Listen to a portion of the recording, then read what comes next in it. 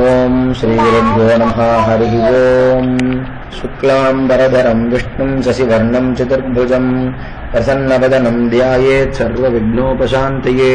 गुरुर्ब्रह्मा गुरुर्विष्णुर्गुरुर्देवो महेश्वरः। गुरुः साक्षात् परं ब्रह्म तस्मै श्री गुरवे नमः। गुरवे सर्वलोकानां विषते भवरोहिणां निधये सर्वविद्यानां श्री दक्षिणामूर्तये नमः। सद्गुरुचरणारविन्दाभ्यां नमः। श्रीराम राम रामेति रमे रामे मनोरमे सहस्रनाम तत्तुल्यं रामनाम वरानने। श्रीरामचंद्र परब्रह्मणे नमः। वाल्मीकि रामायणम अयोध्या कांडम सर्गम 13। தசரதர் கைகேயின் நிச்சயத்தை மாற்ற எத்தனித்தது. தசரதர் இப்படிப்பட்ட துக்கத்தை அனுபவிக்க தகுந்தவரா, வெறுந்தரையில் கிடந்து புரளத் தகுந்தவரா? அவரை பார்க்கையில் யயாதி மகாராஜன் சொர்க்கத்தை அனுபவித்து தன் புண்ணியம் க்ஷீணமான பிறகு தேவதைகளால் அங்கிருந்து தள்ளப்பட்டு பூமியில் விழுந்து கிடப்பதைப் போல் காணப்பட்டது. பாபஸ்வரூபியான கைகேயி தன் எண்ணம் பூர்த்தியாகாததால் லோகோபவாதத்திற்கும் தன் பர்த்தாவிற்கும் கொஞ்சம் கூட பயப்படாமல் தனக்கு முன்னால் பிரதிஜை செய்யப்பட்ட வரங்களை கொடுக்கும்படி அவரை மறுபடியும் நிர்பந்திக்க ஆரம்பித்தாள். மகாராஜா, நான் சத்தியத்தையே பேசுகிறவன், சொன்ன சொல்லை தவறாதவன் என்று நீ உன்னை புகழ்ந்து கொள்கிறாய். அப்படி இருக்க எனக்கு கொடுத்த 2 வரங்களுக்கு என்னிடத்தில் கடன்பட ஏன் விரும்புகிறாய் என்றாள். இதை கேட்டு தசரதர் ஒரு முகூர்த்தம் புத்தி சிதறி மூர்ச்சை அடைந்து பிறகு தெளிந்து மகா கோபத்துடன், நீச்ச சுபாவம் உள்ளவளே, பரம சத்ருவே, என்னையும் கொன்று புருஷோத்தமனான ராமனையும் காட்டிற்கு துரத்திவிட்டு உன் மனோரதம் பூர்த்தியாய் சௌக்கியமாயிரு. சொர்க்கத்தில் தேவதைகள் என்னை பார்த்து, ஓய் தசரதரே, ஒரு மூடஸ்திரீயின் வார்த்தையை கேட்டு அவளுடைய பிரியத்தை சம்பாதிப்பதற்காக சகல கல்யாண குணங்களும் பொருந்தின உமது மூத்த குமாரனை எப்படி காட்டிற்கு அனுப்பினீர் என்று என்னை கேட்டால் நான் எப்படி பிராணனை வைத்துக் கொள்வேன்? கைகேயிக்கு செய்த பிரதிஜையை நிறைவேற்றுவதற்காக ராமனை காட்டிற்கு அனுப்பினேன் என்ற நிஜத்தை சொன்னால், ராமா, உன்னை நாளை யுவராஜாவாக அபிஷேகம் செய்கிறேன் என்று ராமனிடத்தில் நான் செய்த பிரதிஜை அசத்தியமாகும். ஆகையால் ராமனை காட்டிற்கு அனுப்பினால் எனக்கு இந்த லோகத்திலும் சுகமில்லை, பரலோகத்திலும் சுகமில்லை. நான் 60,000 வருஷங்கள் புத்திரன் இல்லாமல் அநேக விரதங்கள், ஜபங்கள், ஹோமங்கள், தபஸ்கள், தான தர்மங்கள், யாக யஜ்யங்களை கணக்கில்லாமல் செய்து மகா பராக்கிரமசாலியான ராமனை புத்திரனாக அடைந்தேன். அந்த குழந்தையை காட்டிற்கு அனுப்ப சொல்லுகிறாயே, நான் எப்படி சம்மதிப்பேன்? ராமன் மகாசூரன், சகல வித்தியைகளும் கரை கண்டவன், கோபத்தை ஜெயித்தவன், பொறுமையினுடைய அவதாரம் போன்றவன், தாமரை இதழ்கள் போன்ற கண்களை உடைய என்னுடைய அருமை குழந்தையை எப்படி நான் ராஜ்யத்தை விட்டு துரத்துவேன்? கருணைதல் புஷ்பத்தின் நிறம் போல தேக காந்தி உள்ளவன், முழங்கால்கள் வரையில் நீண்டிருக்கும் கைகளை உடையவன், மகாபலசாலி, சகல பிராணிகளுக்கும் பிரியன். அப்படிப்பட்ட என் குழந்தையை ஓரமான தண்டகாரண்யத்திற்கு போ என்று எப்படி சொல்வேன்? சகல சுகங்களை அனுபவிக்க தகுந்த புத்திமானான ராமன் துக்கத்தை அனுபவிக்க நான் எப்படி பார்ப்பேன்? அவனுக்கு இந்த துக்கத்தை உண்டு பண்ணாமல் நான் இறப்பேனானால் அது எனக்கு விசேஷ சுகமாகும். அடி क्रूर சுபாவம் உள்ளவளே, ஆபத்திலேயே நாடின மனசை உடையவளே, வெண் போகாத பராக்கிரமசாலியாயும் என் அருமை குழந்தையாருக்கும் ராமனுக்கு லோகத்தில் ஒருவரும் சம்மதிக்காத இந்த வனவாசத்தை ஏன் செய்ய விரும்புகிறாய்? ஐயோ, லோகத்தில் பிராணிகள் உள்ள வரையிலும் என் அபகீர்த்தியும் அவமானமும் விடாது என்று சித்த சுவாதீனமில்லாமல் தசரதர் புலம்பிக் கொண்டிருக்கையில் சூரியன் அஸ்தமித்தான். ராத்திரியும் ஆரம்பித்தது. சந்திரமண்டலத்தால் அலங்கரிக்கப்பட்ட 3 ஜாமங்கள் அடங்கிய அந்த ராத்திரி துக்கத்தால் பீடிக்கப்பட்டு பிரலாபித்துக் கொண்டிருக்கும் தசரதருக்கும் ஒரு யுகம் போல் தோன்றிற்று. உஷ்ணமாய் பெருமூச்சு விட்டுக் கொண்டு மகாரோகத்தால் பீடிக்கப்பட்டவரை போல் வயசென்ற அந்த தசரத மகாராஜா ஆகாசத்தை விட்டு கண்களை எடுக்காமல் கேட்பவர்களுடைய மனசுக்கு தாங்காத துக்கமுண்டாகும்படி பிரலாபித்தார். நட்சத்திரங்களால் அலங்கரிக்கப்பட்ட ராத்திரியே, என்னிடத்தில் தயவு செய்து பொழுது விடியாமல் இரு. உன்னை கைகூப்பி நமஸ்கரிக்கிறேன். அப்படியும் வேண்டாம். ராத்திரி காலத்தில் இரக்கமற்ற இந்த மகாபாபி கைகேயை பார்க்காமல் முடியாது. பொழுது விடிந்தால் என் பிரஜைகள் என்னை பார்க்க வருவார்கள்.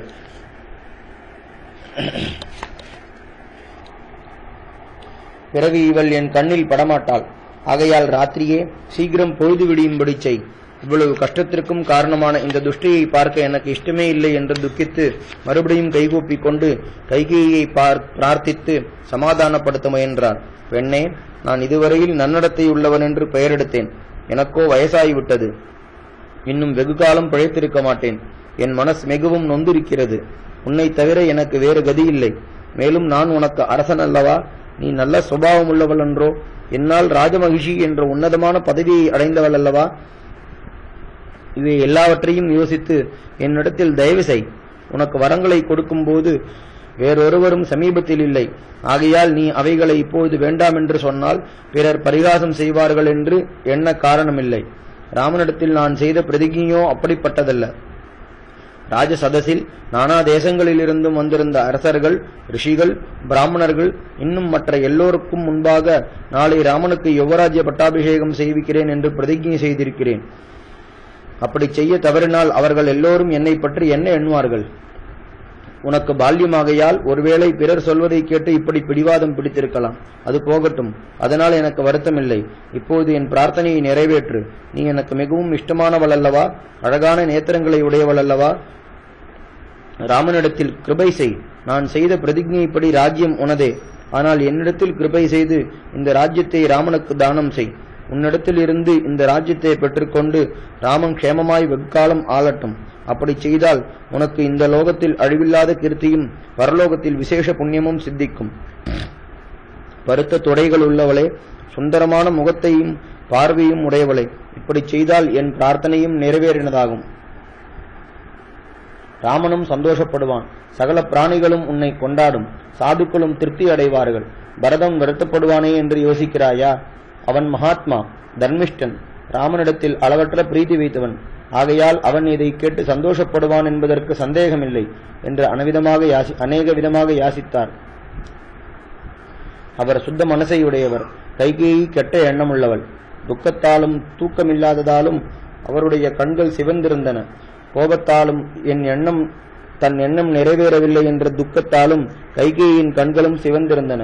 ராமனை விட்டு பிரிவதை நினைக்கும் போதெல்லாம் அவருடைய கண்களிலிருந்து நீர் பெருகிற்று. தான் அவரை இன்னும் வசப்படுத்த முடியவில்லை அல்லவா என்று நினைக்கும் போதெல்லாம் கைகேயிக்கு துக்கத்தால் கண்ணீர் பெருகிற்று.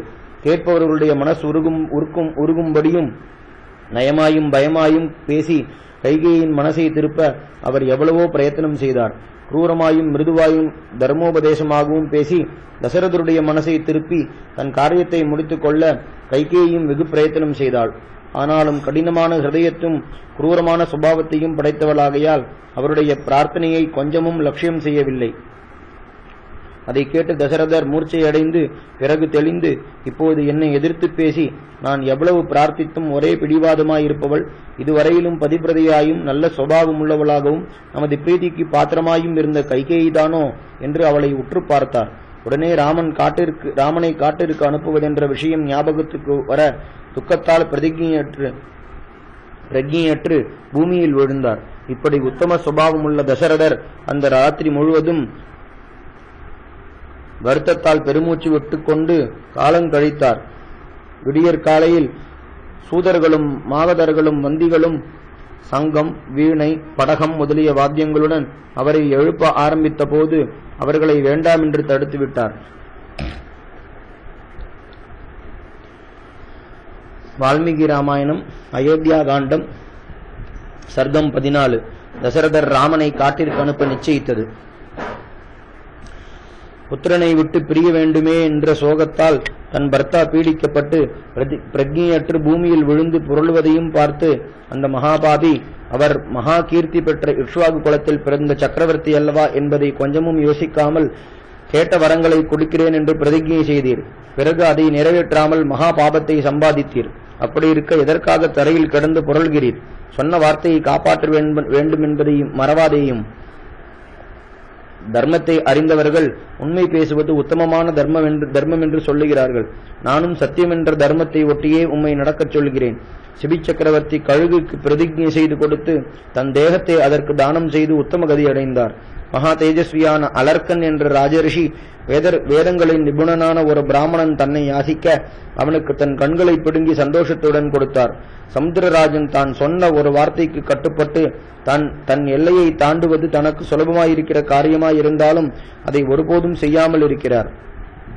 லோகத்தில் சகல பிராணிகளும் முக்கியமாய் அடைய வேண்டும் என்று விரும்புகிற பிரம்மம் சத்தியரூபமாயிருக்கின்றது. தர்மம் சத்தியத்தில் வேரூன்றி இருக்கிறது. அழிவற்ற வேதங்கள் சத்தியத்தையே பிரதானமாக உபதேசிக்கின்றன. சத்தியத்தாலேயே ஒருவன் முக்கியமான பிரயோஜனத்தை அடைகிறான். தர்மவானாய் இருக்க வேண்டும் என்ற எண்ணம் உமக்கு இருந்தால் சத்தியத்தை கைவிடாதேயும். நீர் சாது சிரேஷ்டர் அல்லவா, எதை கேட்டாலும் கொடுப்பவரல்லவா, ஆகையால் நான் கேட்கும் வரங்கள் வீணாக வேண்டாம். உமது தர்மம் விருத்தியாவதற்கும் உமக்கு பிரியமான என் பிரார்த்தனையை நிறைவேற்றுவதற்கும் உமது புத்திரனான ராமனை காட்டிற்கு அனுப்பும். உம்மை ஒரு தடவை, 2 தடவை, 3 தடவையும் எச்சரிக்கிறேன். நீ அப்படி செய்யாமல் என்னை அலட்சியம் செய்தால் உமக்கு எதிரிலேயே நான் என் பிராணனை விட்டு விடுவேன் என்று தன் காரியம் ஜெயிக்கும் என்று நிச்சயமுள்ள கைகேயி தசரதரை தூண்டி உபேந்திரனாய் அவதரித்த மகாவிஷ்ணுவால் போடப்பட்ட பாசத்திலிருந்து மகாபலி சக்கரவர்த்தி தப்ப முடியாமல் தபித்தது போல் தன் பிரதிஜை என்ற பாசத்திலிருந்து தப்ப முடியாமல் தபித்தார். நுகத்தடிக்கும் சக்கரங்களுக்கும் நடுவில் அகப்பட்டு கொண்ட ரிஷபத்தை போல் கலங்கின ஹதயத்தோடும் காந்தி குறைந்த முகத்தோடும் கண்கள் பஞ்சடைந்து குருடனைப் போல கொஞ்ச நேரம் தத்தளித்தார். பிறகு க்ஷத்திரியனாகையாலும் மகா புத்திமானாகையாலும் துக்கத்தை அடக்கி தைரியத்தை கைப்பற்றி கைகேயை பார்த்து, பாபி, முன்காலத்தில் அக்னி சாட்சியாய் மந்திரங்களுடன் எந்த உன் கையை பிடித்தேனோ அந்த கையையும் உன்னால் பிறந்த புத்திரனையும் இத்துடன் விட்டேன். ராத்திரி முடிந்து சூரியன் உதிக்கும் சமயமாயிற்று. ரிஷிகளும் பிராமணர்களும் ராமனுக்கு பட்டாபிஷேகம் செய்யும்படி என்னை சீக்கிரப்படுத்துவார்கள்.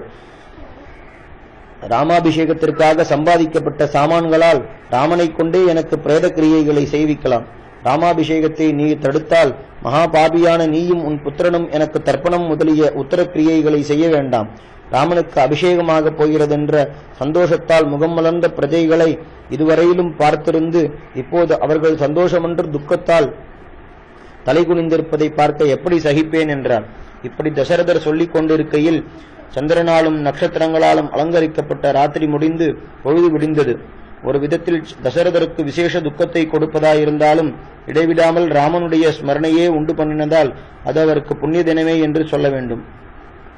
அப்போது சமயோஜிதமாய் பேசும் கைகேயி கோபத்தால் மெய்மறந்து ராஜாவை மறுபடியும் குரூரமான வார்த்தைகளால் ஹிம்சிக்க ஆரம்பித்தாள். உமது வார்த்தைகள் விஷத்தை புஜித்ததால் உண்டாகும் ரோகத்தைப் போல எனக்கு தாங்க முடியாத வருத்தத்தை உண்டு பண்ணுகின்றன. இந்த க்ஷணமே உமது புத்திரனாகிய ராமனை வருவிக்க வேண்டும். இன்னும் என்னை வருத்தப்படுத்த வேண்டாம். என் புத்திரனுக்கு இந்த ராஜ்யத்தில் அபிஷேகம் செய்து ராமனை காட்டிற்கு அனுப்பி எனக்கு சத்ருவில்லாமல் செய்து உமது பிரதிஜையை நிறைவேற்றும் என்றாள்.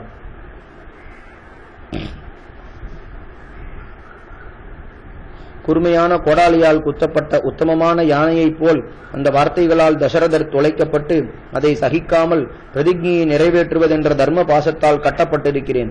எனக்கு சித்த சுவாதீனமில்லை. நான் என்ன செய்வேன்? ஆனாலும் தர்மம் தவறாது என் மூத்த புத்திரனை, என் அருமை குழந்தையை இன்னும் ஒரு தடவை பார்க்க விரும்புகிறேன் என்று கதறினார். பொழுதும் விடிந்தது. சூரியனும் உதித்தான். ராமாபிஷேகத்திற்கு ஏற்படுத்தின புண்ணிய நட்சத்திரமும் முகூர்த்தமும் சமீபித்தன. அப்போது உத்தம குணங்களால் அலங்கரிக்கப்பட்ட வசிஷ்ட மகர்ஷி தன் சிஷ்யர்கள் பின்தொடர அபிஷேகத்திற்கு வேண்டிய சாமான்களை தயார் செய்து கொண்டு நகரத்தில் பிரவேசித்தார். மார்க்கங்கள் ஜலம் தெளித்து சுத்தம் செய்யப்பட்டிருந்தன. அழகான கொடிகளும் தோரணங்களும் எடுத்து கட்டப்பட்டிருந்தன. புஷ்பங்களை வாரி இறைத்தும் மாலைகளை தொங்கவிட்டும் இருந்தார்கள். சகல வஸ்துக்களாலும் நிறைந்த கடைகள் திறக்கப்பட்டிருந்தன. ராமாபிஷேகத்தை பார்க்க ஆவல் கொண்டிருந்த சகல ஜனங்களும் அதை பற்றியே சந்தோஷமாய் பேசிக் கொண்டிருந்தார்கள். சந்தனம், அகில் முதலிய தூபங்கள், வாசனை திரவியங்கள் எங்கும் பரிமளமாயிருந்தது.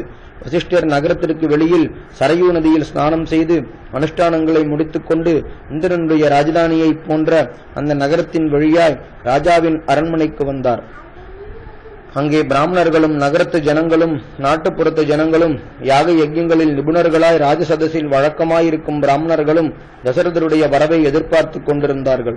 அவர்களை தாண்டிக் கொண்டு அந்தப்புறத்தை சமீபித்து செல்லுகையில் சுமந்திரன் என்றும் சாரதி அங்கிருந்து வெளியில் வருவதைக் கண்டார். அரசனுக்கு முக்கிய சிநேகிதனான சுமந்திரனை பார்த்து வசிஷ்டர் சந்தோஷத்துடன், மகாபுத்திமானே, நான் இங்கே வந்திருப்பதாக தசரதற்கு தெரிவி. ராமாபிஷேகத்திற்காக தங்க குடங்களில் சமுத்திர ஜலமும் கங்கா ஜலமும் தெரிவிக்கப்பட்டிருக்கிறது. ஔதும்பர மரத்தால் செய்த பலகை, சகல தானியங்களின் விதைகள், வாசனை திரவியங்கள், ரத்னங்கள், தேன், தயிர், நெய், பொரி, தர்ப்பம்,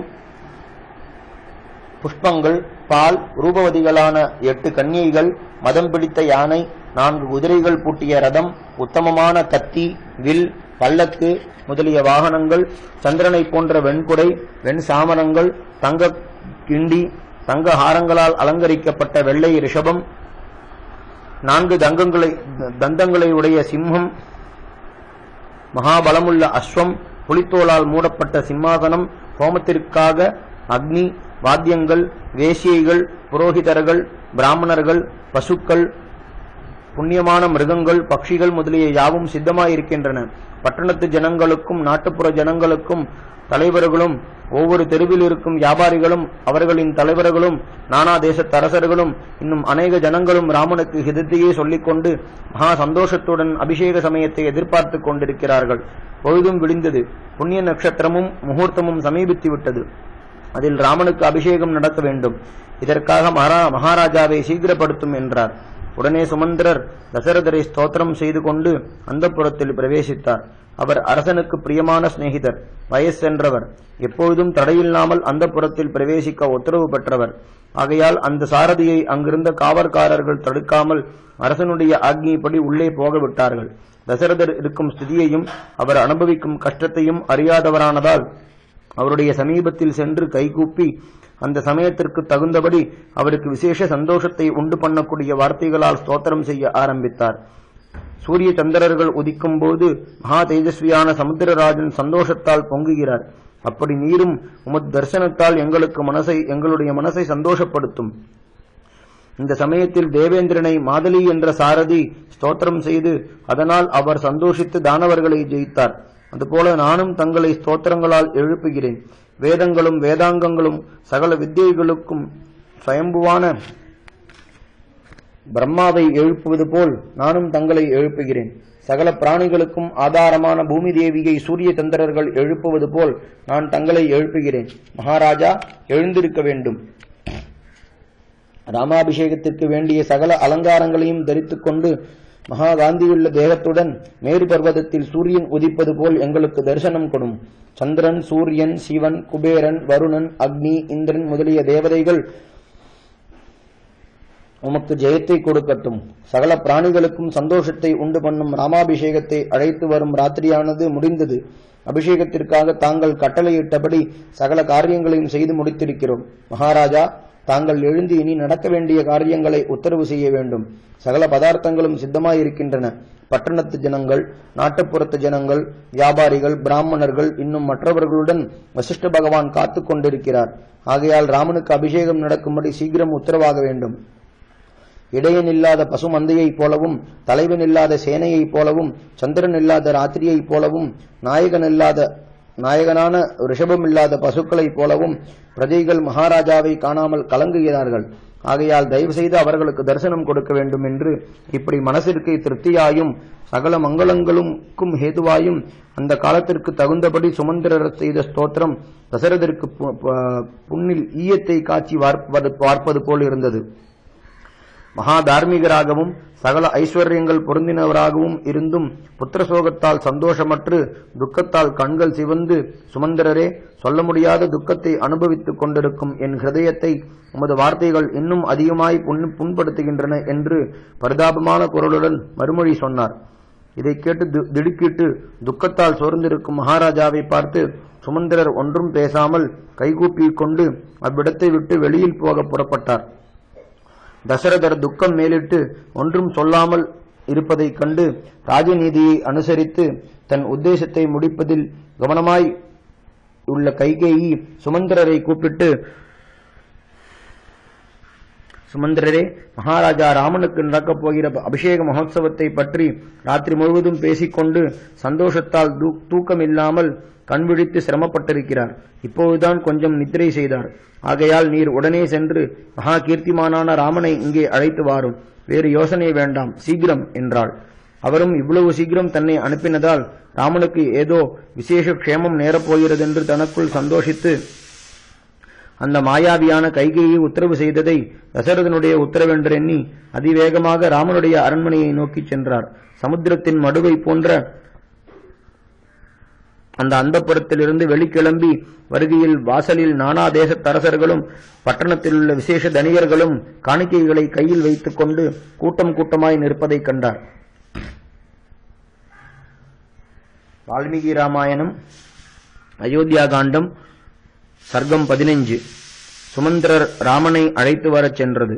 அப்போது வேதங்களின் கரை கண்ட பிராமணர்களும் ராஜபுரோகிதர்களும் மந்திரிகளும் சேனை தலைவர்களும் நகரத் தலைவர்களும் ராமனுடைய அபிஷேகத்தை பற்றி சந்தோஷப்பட்டுக் கொண்டு சபைக்கு வந்து சேர்ந்தார்கள். சூரியன் பிரகாசமாய் உதித்தான். புஷ்ய நட்சத்திரத்தோடு கூடிய தினம் ஆரம்பித்தது. ராமனுக்கு ஜென்ம லக்னமான கர்க்கடக லக்னம் சமீபித்தது.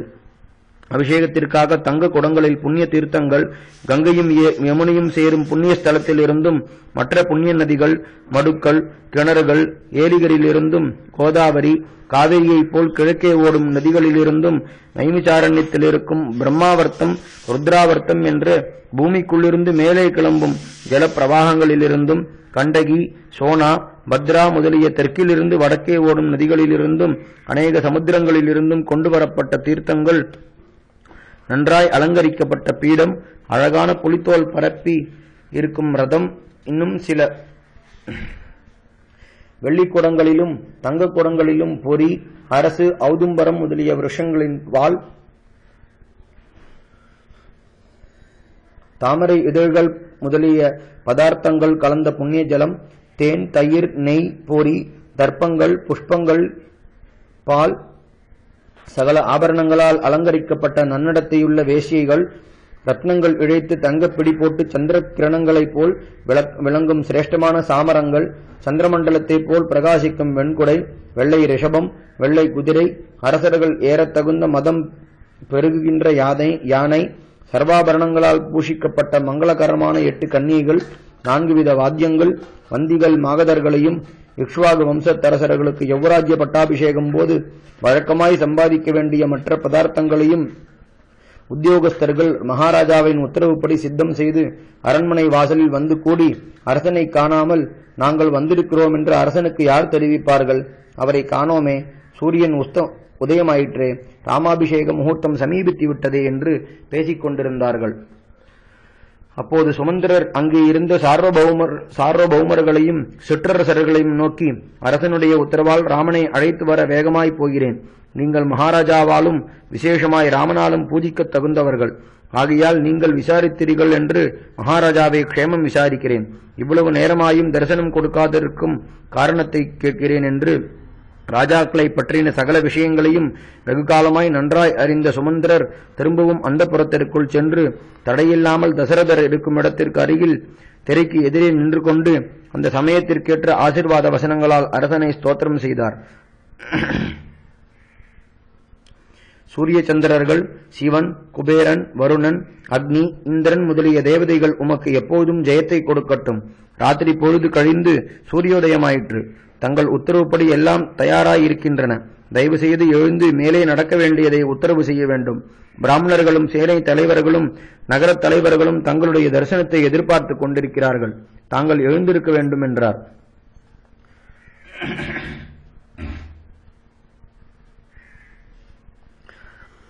இப்படி ராஜநீதியை நன்றாய் அறிந்த சுமந்திரர் ஸ்தோத்திரம் செய்தது தசரதருடைய காதில் விழ அவர் விழித்துக் கொண்டு, சுமந்திரரே, ராமனை அழைத்து வரும்படி உம்மை கைகேயை அனுப்பினாள் அல்லவா?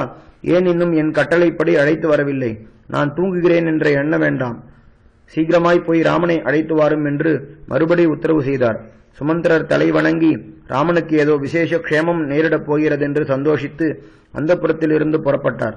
கொடிகள், துவஜங்களால் அலங்கரிக்கப்பட்ட ராஜவீதிகளின் வழியாகச் செல்கையில் சகல ஜனங்களும் ஆனந்தமாய் ராமனுடைய அபிஷேகத்தை பற்றியே பேசிக் கொண்டிருந்தார்கள். பிறகு கைலாச சிகரம் போலவும் இந்திரனுடைய அரண்மனை போலவும் விளங்கும் ராமனுடைய அரண்மனைக்கு சமீபத்தில் சென்றார். அது விசித்திரமாய் வேலை செய்யப்பட்ட பெரிய கதவுகளால் அலங்கரிக்கப்பட்டிருந்தது. அங்கங்கே தங்க பிரதிமைகள் அமைத்து முத்து மாலைகளும் ரத்ன மாலைகளும் கட்டப்பட்ட அநேகம் மேடைகள் போடப்பட்டிருந்தன. சரத்காலத்து மேகம் போலும் மேருமலையின் குகை போலும் நவரத்னங்கள், முத்துக்கள் முதலிய விலையுயர்ந்த பதார்த்தங்களால் அலங்கரிக்கப்பட்டும் சந்தனம், அகில் முதலிய வாசனா திரவியங்களால் பரிமளமடைந்தும் தர்தர பர்வத சிகரம் போல் பிரகாசித்தது. ஹம்ச பட்சிகளும் மயில்களும் சக்கரவாகங்களும் மதுரமாய் சப்தித்துக் கொண்டிருந்தன. வாசல் சுவர்களிலும் ஸ்தம்பங்களிலும் சென்னாய், யாழி முதலிய மிருகங்கள் விசித்திரமாய் வேலை செய்யப்பட்டிருந்தன. சுவர்களில் அபூர்வ சித்திரங்கள் எழுதப்பட்டிருந்தன. அதன் காந்தி பார்ப்பவர்களுடைய மனசையும் நேத்திரங்களையும் அபகரித்தது. சூரிய சந்திரர்கள் போலும், குபேரனுடைய கிரகம் போலும், மகேந்திரனுடைய அரண்மனை போலும், மேரு பர்வத சிகரம் போலும் தோன்றிற்று. அபூர்வ பட்சிகள் கூடுகளில் வளர்க்கப்பட்டிருந்தன. வெளியில் இதர தேசத்து ஜனங்கள் ராமாபிஷேகத்தால் சந்தோஷமடைந்து காணிக்கைகளுடன் கைகட்டிக் கொண்டு ராமன் வெளியில் வரும் சமயத்தை எதிர்பார்த்துக் கொண்டிருந்தார்கள்.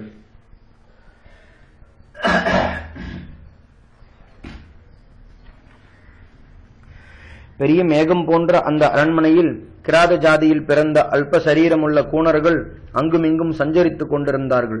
இப்படி ஜனங்களால் நிறைந்த ராமனுடைய அரண்மனையை பார்த்து கொண்டே உள்ளே பிரவேசித்தார்.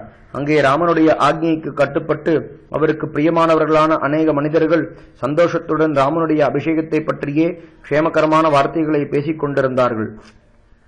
இப்படி அநேக கட்டுக்களை தாண்டி அந்தப்புரத்திற்கு சமீபத்தில் சென்றார். அதன் வாசலில் அநேக ஜனங்கள் காணிக்கைகளையும் கப்பங்களையும் வைத்துக் கொண்டு நிற்பதையும்,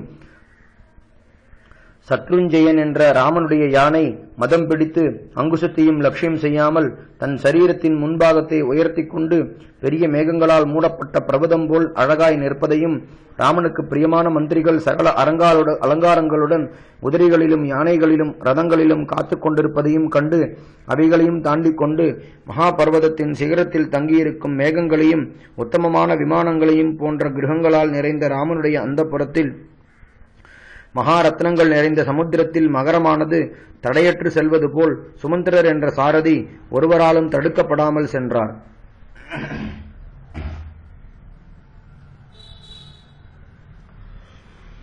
வால்மீகி ராமாயணம் அயோத்தியா காண்டம் சர்க்கம் 16. ராமன் தசரதரிடத்தில் வந்தது. வெகு காலத்திற்கு முன் நடந்த விஷயங்களை அறிந்த சுமந்திரர் ஜனங்களால் நிறைந்த அந்தப்புரத்தின் வாசலை தாண்டி ஜனக்கூட்டமில்லாத வேறொரு கட்டில் பிரவேசித்தார். அங்கே அநேக பால்யர்கள் ஆயுதபாணிகளாய் ஆபரணங்களால் அலங்கரிக்கப்பட்டு ராமனிடத்தில் விசேஷ பிரியம் வைத்து ஜாகிரதையாய் ஒரே மனசுடன் காவலில் இருந்தார்கள். மேலும் 95 வயதுக்கு மேலான கிழவர்கள் பிரம்பை கையில் வைத்துக் கொண்டு ராமன் தன் வில்லால் ரோகத்தை ரட்சிப்பது போல் ராமனை ரட்சித்துக் கொண்டிருந்தார்கள். அவருக்கு சந்தோஷத்தை உண்டு பண்ணுவதற்காக ஆபரணங்களாலும் உடுப்புகளாலும் தங்களை அலங்கரித்துக் கொண்டிருந்தார்கள்.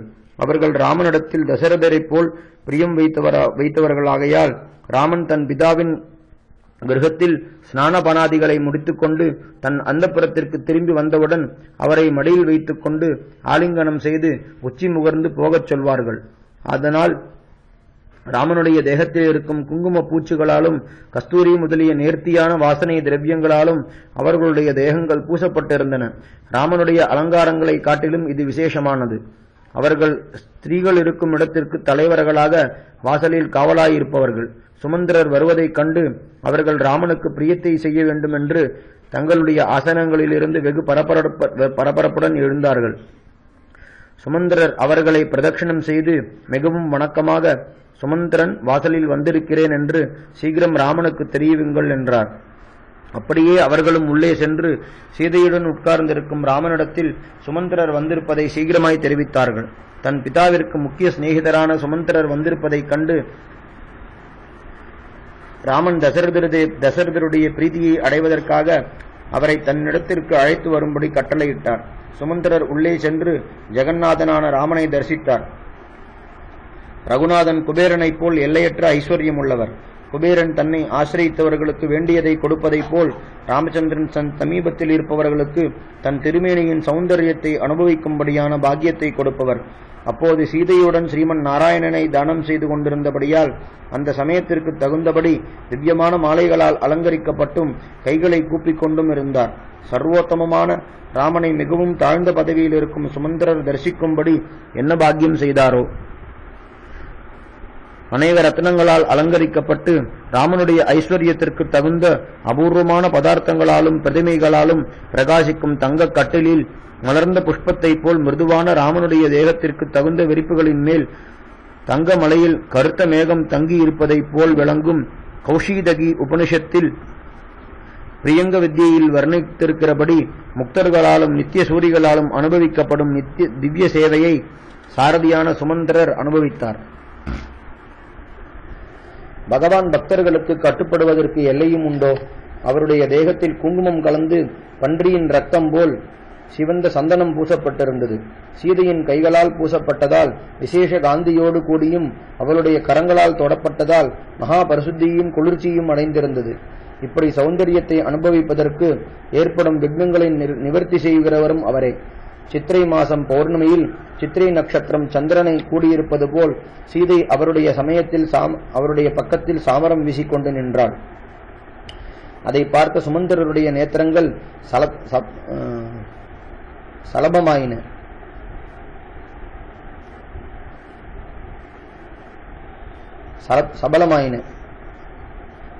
சாபல்யமாயின இருக்கும்.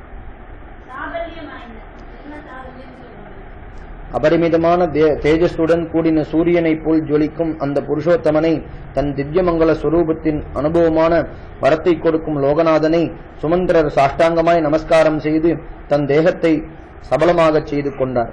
பிறகு கைகூப்பி ஸ்தோத்திரம் செய்து தன் வாக்கை சபலமாகச் செய்து கொண்டு சர்வ காலங்களிலும் சர்வ அவஸ்தைகளிலும் அவருடைய க்ஷேமத்தை விசாரித்து கௌசல்யின் பாக்ய ரூபமே, தங்களுடைய பிதாவும் கைகேயும் தங்களை பார்க்க விரும்புகிறார்கள், சீக்கிரம் வரவேண்டும் என்று தெரிவித்தார். மகா தேஜஸ்வியான ராமன் அதை கேட்டு மிகுந்த சந்தோஷத்தை அடைந்து அவருக்கு விசேஷ பகுமானம் செய்து சீதையை பார்த்து, சீதே, என் பிதாவும் மாதாவும் என் அபிஷேகத்தை குறித்து ஏதோ யோசனை செய்து கொண்டிருக்கிறார்கள் என்று நினைக்கிறேன். தான் வயசென்றவராதலால் பரதன் வரும் வரையில் காத்திருப்பது யுக்தமல்லவென்று நினைத்திருக்கும் மகாராஜாவின் அபிப்பிராயத்தை மகா சூக்ஷ்ம புத்தியுள்ள கைகேயி தெரிந்து கொண்டு எனக்கு பிரியமான காரியத்தை செய்ய விரும்பி என் அபிஷேகத்தை சீக்கிரப்படுத்தும்படி தூண்டிவிடுகிறாள் என்று நினைக்கிறேன். நான் சொல்வதில் சந்தேகமில்லை. அவள் என்னிடத்தில் அதிக பிரீதி வைத்திருக்கிறாள். லோகத்திற்கு ஹிதத்தை செய்ய வேண்டும் என்ற எண்ணம் கொண்டவள். என் க்ஷேமத்தையும் விருத்தியையும் கோருகிறவள். மகாராஜாவின் இஷ்டத்தை அனுசரிக்கிறவள்.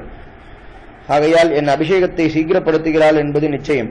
என் க்ஷேமத்தையே பிரார்த்திக்கிற சுமந்திரரை மகாராஜாவும் அவருடைய பிரியமான பாரியையும் என்னிடத்திற்கு அனுப்பினது நல்ல காரியம். அந்த புறத்தில் மகாராஜாவை சூழ்ந்திருக்கும் பரிவாரங்கள் எப்படி என் சௌக்கியத்தை கோருகிறவர்களோ அப்படியே அவர்கள் அனுப்பின தூதனும் என் அபிவிருத்தியை தேடுகிறவர். இன்றைக்கே என் பிதா என்னை இந்த ராஜ்யத்தில் யுவராஜாவாக அபிஷேகம் செய்வார். ஆகையால் அதிசீக்கிரம் அவ்விடத்தில் போய் என் பிதாவை தரிசனம் செய்கிறேன். நீ இங்கேயே உன் பரிவாரங்களுடன் இருந்து கொண்டு வேடிக்கையாக காலத்தை கழித்துக் கொண்டு என்று தன் கழுத்தில் இருந்த முத்துஹாரத்தை கழற்றி அவளுடைய கழுத்தில் போட்டுவிட்டு அவளுடைய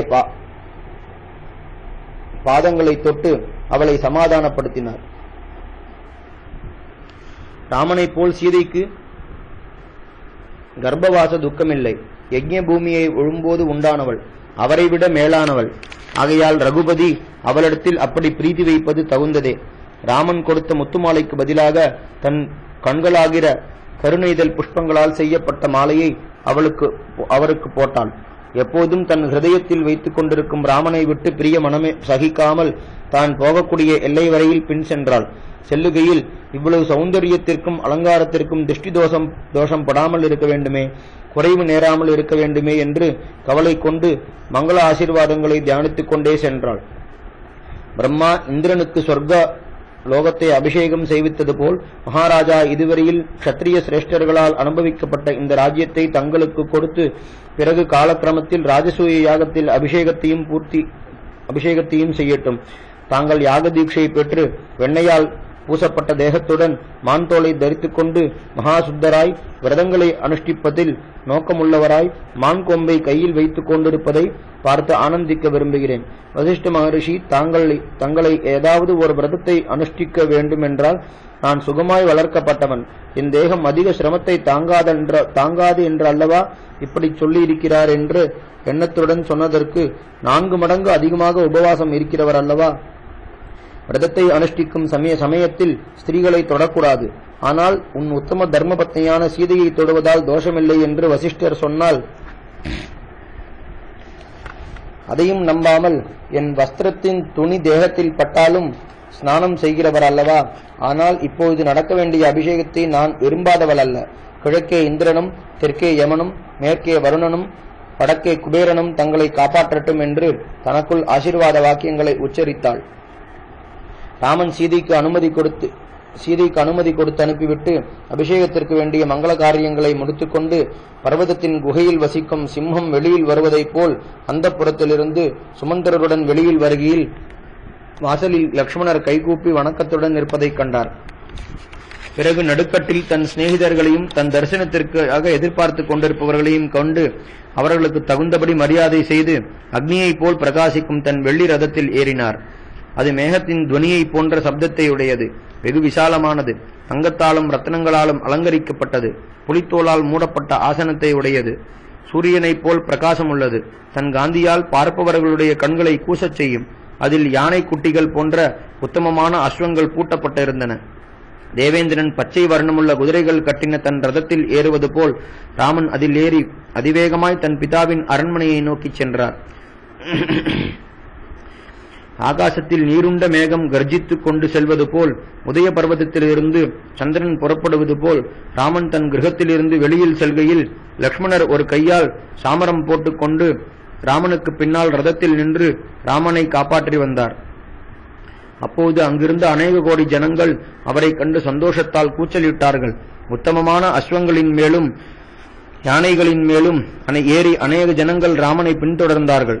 அநேக வீரர்கள் ஆயுதபாணிகளாய் திவ்யாபரண வஸ்திர சந்தனங்களால் அலங்கரிக்கப்பட்டு ராமனுடைய க்ஷேமத்தை கோரினவர்களாய் ராமனுக்கு முன்னே சென்றார்கள். வாத்தியங்களுடைய சப்தமும் ஸ்தோத்திரம் செய்கிறவர்களுடைய சப்தமும் சூரர்கள் சிம்மநாதம் செய்கிற சப்தமும் ராமன் புறப்படும் காலத்தில் அந்த வீதியில் கேட்கப்பட்டன. கணக்கில்லாத ஸ்திரீகள் அழகாய் அலங்கரித்துக் கொண்டு உப்பரகியிலும் வீதியிலும் நின்று ராமன் மேல் புஷ்பங்களை வாரி இறைத்து அவருக்கு சந்தோஷத்தை உண்டு பண்ணுவதற்காக ஸ்தோத்திரம் செய்தார்கள். கௌசல்யின் ஆனந்தத்தை விருத்தி பண்ணுகிறவரே, உமது முன்னோர்களால் ஆளப்பட்டு வந்த இந்த ராஜ்யத்தை பெற்றுக் கொள்வதற்காக புறப்பட்டு போம். உமது காரியம் சித்தியாய் நீர் சிம்மாசனத்தில் விளங்குவதை பார்த்து உமது தாய் சந்தோஷப்படுவாள் என்பதில் சந்தேகமுண்டோ? லோகத்தில் இருக்கும் சகல ஸ்திரீகளும் சீதையைப் போல் பாக்யவதி கிடையாது. பூர்வ ஜென்மத்தில் விசேஷ தபசை செய்து இப்போது ரோஹிணி தேவி சந்திரனை அடைந்தது போல் உமக்கு பிரியமான பாரியையாயிருக்கும் பாக்கியத்தை அடைந்திருக்கிறாள் என்று ஸ்திரீகள் எல்லோரும் கொண்டாடும் வார்த்தைகள் ராமனுடைய செவியில் விழுந்தன. இதோ போகிற ரகுகுல திலகன் தசரதருடைய பிரீதியால் அகண்டமான ஐஸ்வர்யத்தை அடையப் போகிறார். இனி இவர்தான் நமக்கு அரசனாவார். அப்போது நமது மனோரதங்கள் எல்லாம் பூர்த்தியாகும். இந்திய ராஜ்யத்தில் இருக்கும் ஜனங்களுக்கு கிடைக்கும் உத்தமமான லாபம் என்னவென்றால், இவர் நம்மை எப்போதும் ஆண்டு வந்தால் ஒருவனாவது எப்போதாவது யாதொரு அசௌக்கியத்தையும் அனுபவிக்க மாட்டான் என்று வழியில் கூட்டம் கூட்டமாய் நின்று கொண்டிருந்த ஜனங்கள் சந்தோஷம் மேலிட்டு தங்களுடைய யோக்ஞதைக்கு தக்கபடி பேசிக் கொண்டிருப்பதையும் கேட்டார். ஆண் யானைகளாலும் பெண் யானைகளாலும் ரதங்களாலும் நார்ச்சந்திகள் நிறைந்திருந்ததையும் அநேக ரத்னம் முத்து முதலிய விலையுயர்ந்த வஸ்துக்களாலும் கடைகள் நிறைந்திருப்பதையும் பார்த்து கொண்டே குதிரைகளும் யானைகளும் சந்தோஷத்தால் சப்திக்க ஜெய விஜயீபவா என்று சூதர்களும் மாகதர்களும் கொண்டாட மங்கள வாத்தியங்கள் முழங்க பிராமண சிரேஷ்டர்கள் ஆசீர்வாதம் செய்ய ராஜவீதியின் வழியாய் குபேரனைப் போல் தன் பிதாவின் அரண்மனையை நோக்கி வந்தார். வால்மீகி ராமாயணம் சர்க்கம் 17. ராமன் தசரதரிடத்தில் வந்ததன் தொடர்ச்சி. நகரமெங்கும் கொடிகளும் தோரணங்களும் கட்டப்பட்டிருந்தன. சந்தனம், அகில் முதலிய வாசனை திரவியங்களால் பரிமளம் எங்கும் வீசியது. பிரபுக்களின் அரண்மனைகள் வெளுத்த மேக கூட்டங்களைப் போல் பிரகாசித்தன. உத்தமமான பட்டுக்கள், வஸ்திரங்கள், போர்வைகள், துளையிடாத முத்துக்கள், ஸ்படிகங்கள், அநேக விதமான பக்ஷ்யங்கள் நிறைந்த கடைகளாலும் சகல பாக்கியங்களாலும் ராஜவீதி அலங்கரிக்கப்பட்டிருந்தது. ஜனங்கள் இடைவெளியில்லாமல் நின்று கொண்டிருந்தார்கள். சொர்க்கத்தில் தேவதைகள் செல்லும் மார்க்கம் போன்ற அந்த ராஜவீதியின் வழியாய் ராமன் அவைகளை பார்த்து கொண்டே சென்றார். நார்ச்சந்திகள், தயிர், அக்ஷதை, ஹவிஸ், பொரி, சந்தனம், அகில் தூபங்கள், மாலைகள் முதலியவைகளால் விளங்கின. எங்களுக்கு ராஜாவாக அபிஷேகம் செய்யப்பட்டு உமது முன்னோர்களால் அனுஷ்டிக்கப்பட்ட ஆச்சாரத்தை அனுசரித்து உமது பிதாவும் பூர்வ ராஜாக்களும் எங்களை காப்பாற்றி வந்தது போல் நீரும் காப்பாற்றும். நீர் எங்களுக்கு அரசனாக இருந்தால் அதிக சுகமாக வசிப்போம். உமது அபிஷேகம் நடந்து நீர் உமது அரண்மனைக்கு திரும்பி போவதை நாங்கள் பார்ப்பதை விட எங்களுக்கு வேறொன்றும் வேண்டினதில்லை. இந்த லோகத்தில் அன்னபானாதிகளால் நாங்கள் அனுபவிக்கும் சுகத்தாலும் பரலோகத்தை அடைவதற்கு சாதனமான ஜபம், ஹோமம், தியானம் முதலியவைகளாலும் எங்களுக்கு என்ன பிரயோஜனம்? உம்மை இந்த ராஜ்யத்திற்கு ராஜாவாக அபிஷேகம் செய்ய வேண்டும் என்பதை தவிர எங்களுக்கு வேறு ஆசை கிடையாது என்று அவருடைய மித்திரர்கள் அநேக விதமாய் ஆசீர்வாதம் செய்தார்கள். அப்படி தன்னை புகழும் வார்த்தைகளை கேட்டும் கர்வத்தை அடையாமல் அவரவர்களுக்கு தகுந்தபடி பார்ப்பது, தலை அசக்குவது, புருவத்தை தூக்குவது, மறுமொழி சொல்வது, கைகூப்புவது, தலை வணங்குவது முதலியவைகளால் மரியாதை செய்து கொண்டே ராஜவீதியாக சென்றார். ராமனை பார்த்து ஜனங்கள் அவர் சென்ற பிறகும் அவ்விடத்திலிருந்து தங்களுடைய நேத்திரங்களையும் மனசையும் திருப்ப முடியாமல் பார்த்த கண்கள் பார்த்தது போல் பார்த்தவிடமெல்லாம் ராமனாகவே அவர்களுக்கு தோன்றிற்று. அவர் எதிரில் இருக்கையில் இப்படி இருக்குமோ என்று சொல்லவும் வேண்டுமோ? தன்னை பார்த்தவுடனேயே பார்ப்பவர்களை கரையில்லாத அமிர்த ரசத்தில் முழுகச் செய்யும் சௌந்தரியத்தை உடைய ராமனை ஸ்தோத்திரம் செய்வதற்கும் உபசரிப்பதற்கும் அவருடன் பேசுவதற்கும் பாக்கியம் பெறாவிட்டாலும் எந்த மனுஷனுக்கு கேவலம் பார்ப்பதற்கு கூட பிராப்தமில்லையோ, எவனை ராமன் தன் குளிர்ந்த கடாட்சத்தால் அனுகிரகிக்கவில்லையோ அந்த பாபியை காலம் உள்ளவரையிலும் சகல பிராணிகளும் நிந்திக்கும். ஆனால் ஒருவன் லோகத்தாரால் விசேஷமாக தூஷிக்கப்பட்டாலும் தன் நடத்தையை பற்றி தானாகவாவது புகழ்ந்து கொள்ளாமல் இருக்க மாட்டான். இவனுக்கோ அந்த திருப்தியும் இல்லை. ராமனை பார்க்காததாலும் லோகத்தாரால் நிந்திக்கப்படுவதாலும் தன் அந்த கரணமும் கூட அவனை நிந்திக்கும். அவர் சகல வர்ணத்தாரிடமும் யாதொரு பேதமும் இல்லாமல் அவரவர்களுக்கு தகுந்தபடி கிருபை செய்து முக்தி வரையில் அவர்கள் அபேட்சிக்கும் சுகங்களை கொடுக்கிறார். ஆகையால் அவரிடத்தில் பிரீதியை வைத்து அவரை பின் செல்வது ஆச்சரியமா? நார்ச்சந்திகள், தேவாலயங்கள், புண்ணிய விருட்சங்கள், சபைகள் முதலியவைகளை பிரதட்சணம் செய்து கொண்டு அநேக ரத்னங்களால் அலங்கரிக்கப்பட்ட வர்த்தமான கிரகங்களால் விளங்கி தேவேந்திரனுடைய கிரகம் போல தன் பிதாவின் அரண்மனைக்கு வந்தார். அது மேக கூட்டங்கள் போலும் கைலாச சிகரங்கள் போலும் வெளுத்த விமானங்கள் போலும் இருக்க கோபுரங்களால் ஆகாசத்தை மறைத்துக் கொண்டிருந்தது. அங்கே வில்லாளிகளால் காக்கப்பட்ட 3 கட்டுக்களை ரதத்துடன் தாண்டி அப்பால் கால்நடையாய் 2 கட்டுக்களை கடந்து தன்னுடன் வந்தவர்களை அங்கே நிறுத்தி தான் மாத்திரம் அந்த புறத்தில் பிரவேசித்தார். சகல ஜனங்களுக்கும் ராமனுக்கு ஏதோ விசேஷ க்ஷேமம் நேரிடப் போகிறது, சீக்கிரம் திரும்பி வருவார், அபிஷேகம் நடக்கும் என்று சமுத்திரம் சந்திரோதயத்தை எதிர்பார்த்து கொண்டிருப்பது போல் அவர் வெளியில் வருவதை சந்தோஷத்துடன் எதிர்பார்த்து கொண்டிருந்தார்கள்.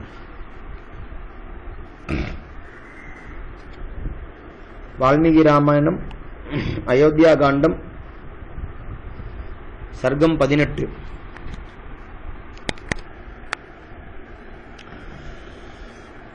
வால்மீகி ராமாயணம் அயோத்தியா காண்டம் சர்க்கம் 18. கைகேயி ராமனை வனத்திற்கு அனுப்பினது. ராமன் உள்ளே சென்று தன் பிதா வாடின முகத்துடன் கட்டிலில் படுத்துக் கொண்டிருப்பதையும் பக்கத்தில் கைகேயி நின்று கொண்டிருப்பதையும் கண்டார். பிறகு முதலில் தசரதருடைய பாதங்களில் நமஸ்கரித்து பிறகு மிக வணக்கமாக கைகேயின் பாதங்களை தொட்டு நமஸ்கரித்தார். அப்போது தசரதர் ராமா என்று கூப்பிட்டார். அதற்கு மேல் பேச முடியவில்லை. கண்களில் நீர் பெருகி மறைக்க ராமனை பார்க்க முடியவில்லை. தன் பிதா அவ்வளவு பயங்கரமான ஸ்திதியில் இருந்ததை ராமன் ஒரு நாளும் பார்த்ததில்லை. வழியில் நடந்து போகிறவன் திடீரென்று சர்ப்பத்தின் மேல் வடி வைத்தது போல் ராமனுடைய மனசு திகிலடைந்தது. எண்ண முடியாத துக்கங்கள் நேர்ந்தாலும் அவருடைய ஹிருதயம் கலங்காது. ஆனால் தசரதருக்கு இப்போது நேர்ந்த துக்கத்திற்கு ஒருவேளை தான் ஹேதுவாயிருக்கலாமோ என்ற சந்தேகம் அவருக்கு உண்டானதால் பயந்தார். தசரதரோ துக்கத்தால் இழைத்து இந்திரிய சுவாதீனமும் சந்தோஷமும் இல்லாதவராய் புண்பட்டு கலங்கின மனசுள்ளவராய் பெருமூச்சு விட்டுக் கொண்டிருந்தார். அலைகள் நிறைந்து ஒருவராலும் கலக்க முடியாத சமுத்திரம் கலங்கினது போல், சூரியனை கிரகணம் பிடித்தது போல், பொய் சொல்லி தன் தேஜஸை இழந்த ரிஷியைப் போல் காணப்பட்ட தன் பிதா ஒரு நாளும் இல்லாத துக்கத்தை அனுபவிப்பதைக் கண்டு அது தன்னால் நேர்ந்திருக்கலாமோ என்று எண்ணி சமுத்திரம் பர்வகாலங்களில் கொந்தளிப்பது போல் ராகுவனுடைய மனஸ் தத்தளித்தது.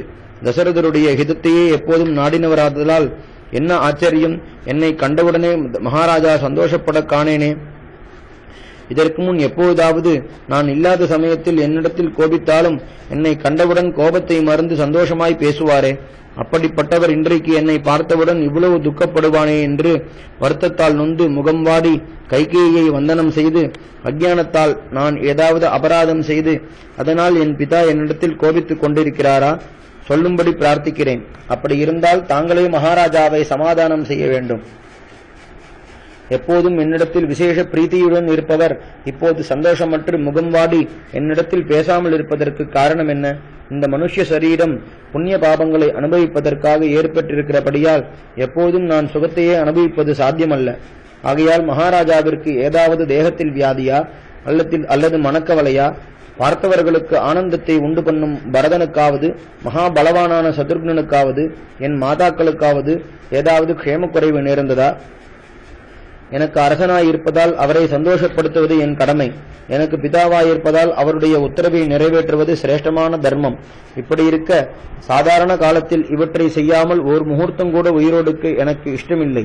மகாராஜா என்னிடத்தில் கோபித்துக் கொண்டிருக்கிறார் என்றால் சொல்லவும் வேண்டுமா? இந்த லோகத்தில் மனிதன் தன் சரீரத்திற்கு காரணமான வஸ்து ஏதென்று விசாரித்தால் பிதாவை தவிர வேறில்லை என்று தெரியும். ஆகையால் அவரே பிரத்யக்ஷமான தெய்வம். அவருடைய ஆக்ஞையை நிறைவேற்றுவதே நமது சகல புருஷார்த்தங்களையும் கொடுக்கும் என்பதில் சந்தேகம் என்ன? அல்லது தாங்கள் பிரீதியிலாவது கோபத்திலாவது என் பிதாவை ஏதாவது கடுமையாக பேசி அவருக்கு இப்படிப்பட்ட வருத்தம் உண்டாயிருக்கிறதா? அம்மா, எனக்கு நிஜத்தை சொல்ல வேண்டும் என்று பிரார்த்திக்கிறேன். மகாராஜாவிற்கு இதுவரையிலும் இல்லாத துக்கம் நேரிட காரணம் என்ன என்றார். கைகேயும் ராமனிடத்தில் யாதொரு குற்றமும் இல்லாதிருக்க அவருக்கு விசேஷ கஷ்டங்களை உண்டு பண்ணுவதாகவும் நியாய விரோதமாயிருக்கும் வார்த்தைகளை சொல்லுகிறோமே என்ற பயமும் வெட்கமும் இல்லாமல் தனக்கும் பரதனுக்கும் ஹிதத்தை உண்டு பண்ண வேண்டும் என்ற காரணத்தால் மற்ற எல்லாவற்றையும் மறந்து, ராமா, மகாராஜாவிற்கு உன்னிடத்தில் கோபமில்லை, அவருக்கு வேறொரு மனவருத்தமும் இல்லை. உன்னிடத்தில் ஏதோ ஒரு விஷயத்தை சொல்ல விரும்புகிறார். ஒருவேளை நீ அப்படி நடக்க மாட்டாயோ என்ற பயத்தால் சொல்ல தயங்குகிறார். உன்னிடத்தில் விசேஷ பிரீதி வைத்திருப்பதால் உனக்கு வருத்தத்தை உண்டு பண்ணக்கூடிய வார்த்தையை சொல்ல முடியாமல் இருக்கிறார். இவர் எனக்கு முன்காலத்தில் ஒரு பிரதிஜையை செய்து கொடுத்திருக்கிறார். அதை நீ நிறைவேற்ற வேண்டும். முன்னே என்னை கட்டாயப்படுத்தி எனக்கு வரங்களை கொடுத்து இப்போது அல்ப மனுஷனைப் போல் பச்சாதாபப்படுகிறார். ஏரியின் கரை உடைந்து ஜலம் வடிந்த பிறகு அணை போட எத்தனிப்பது போல் வரங்களை கொடுத்துவிட்டு இப்போது அவைகளை கேட்டால் வருத்தப்படுவதில் பிரயோஜனம் என்ன? இந்த பிரபஞ்சத்திற்கு தர்மமே வேறென்று சாதுக்கள் உபதேசிக்கிறார்கள். ஆகையால் இவர் உனக்காக என்னிடத்தில் கோபித்து சத்தியத்தை விடாமல் இருக்கும்படி செய்ய வேண்டியது உன் பொறுப்பு. இவர் எனக்கு பிரதிஜை செய்து கொடுத்த விஷயம் நன்மையாயிருந்தாலும் தீமையாயிருந்தாலும் அப்படியே நடக்கிறேன் என்று நீ உறுதியாய் சொன்னால் அவருக்கு பதிலாக நான் அதை சொல்கிறேன். உன்னிடத்தில் இருக்கும் விசேஷ பிரீதியால் இவர் அதை ஒருபோதும் தன் வாயால் சொல்ல மாட்டார் என்றாள். இதை கேட்டு ராமன், ஹா, என்ன கஷ்டம்! எனக்கு பிதாவாகவும் மகாராஜாவாகவும் பூஜ்யராகவும் இருக்கும் தசரதருடைய வார்த்தைப்படி நடப்பேனோ என்ற சந்தேகத்திற்கு ஆளானேனே என்று சொல்ல முடியாத துக்கத்தை அடைந்து தசரதர் கேட்டுக்கொண்டிருக்க கைகேயியை நோக்கி, சீ, என் ஜென்மத்தை சுட வேண்டும் செய்தால் என்ற சந்தேக வார்த்தையை என் விஷயத்தில் தாங்கள் சொல்வது நியாயமா? இவர் எனக்கு பூஜ்யரும் பிதாவும் அரசனும் என் க்ஷேமத்தையே தேடுகிறவரும் அல்லவா? இவர் ஒரு வார்த்தை சொன்னால் நெருப்பில் குதிக்க மாட்டேனா? கொடிய விஷத்தை புஜிக்க மாட்டேனா? சமுத்திரத்தில் விழமாட்டேனா? ஆகையால் மகாராஜாவின் மனசில் இருக்கும் அபிப்பிராயத்தை இப்போதே தெரிவிக்க வேண்டும். எதாக இருந்தாலும் அதை முடித்துக் கொடுக்கிறேன் என்று கோரமான பிரதிஜை செய்கிறேன். நான் பிரதிஜை செய்ய வேண்டும் என்பது அவசியமல்லவல்லவா என்று தங்களுக்கு தெரியாதா?